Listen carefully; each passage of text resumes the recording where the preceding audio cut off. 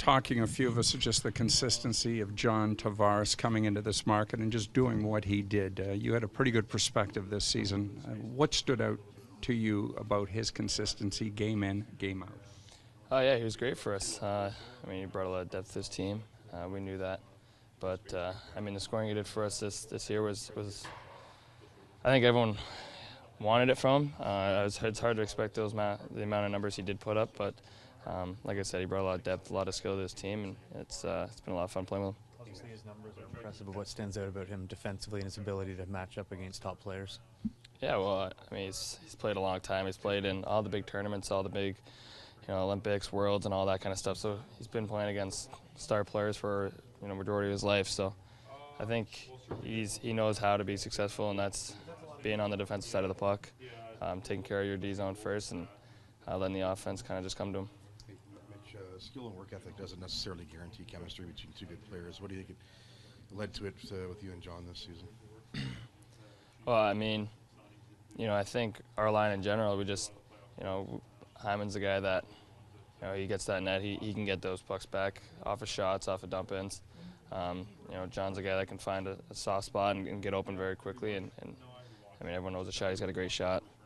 For me, it was just trying to find an area where I could help those two and succeed with them. And that was just making sure when I have the puck, trying to find them in those open areas, getting the puck with space and time. And I think all three of us just kind of clicked together from day one. How would you describe the challenge of going up against Brad Marchand, both as a player and as a pest as well?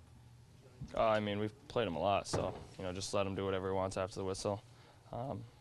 Between whistles, let him do whatever he wants. I mean, and we all know he's going to try and get under our skin. It's nothing new there. So, just as a team, stay calm with each other. Stay, we know what we got to do to be successful, and that's making sure we're not getting in the box. That team thrives off the power play.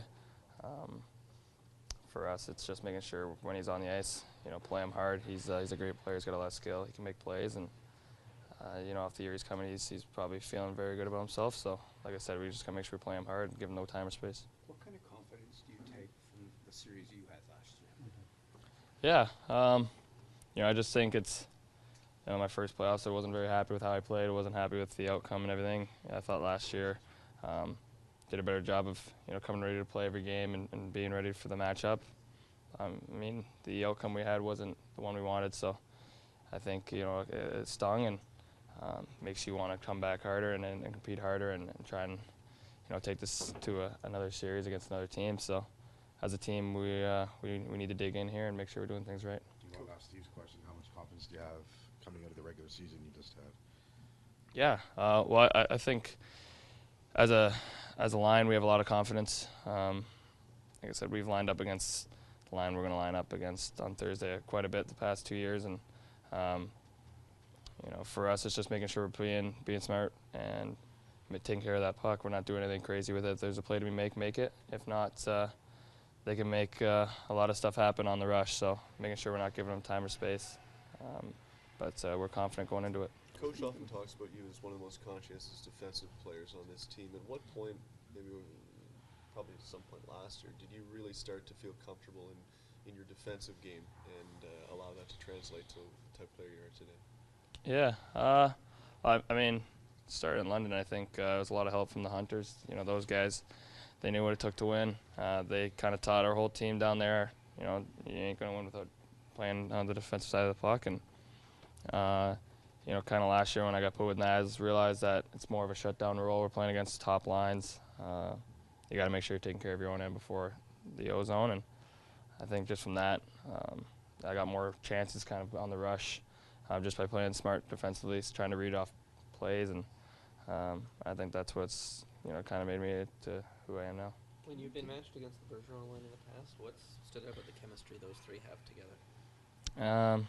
It kind of seems like the play is about to be dead, and the next thing you know, one of them are wide open back door, and the puck's on his stick. So no matter where the puck is, no matter how dead the play looks, there's always something that they can do with it.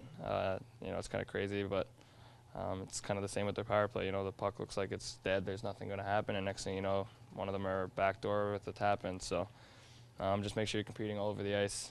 Don't give up on pucks, and like I said, don't give them time or space. They got a lot of skill.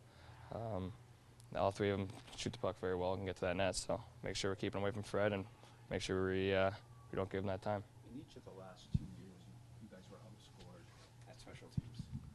How important is your penalty kill to this series and the advanced role you now have with that? Yeah, it's very important. I mean, like I said, they thrive off their power play. They got a lot of skill on it.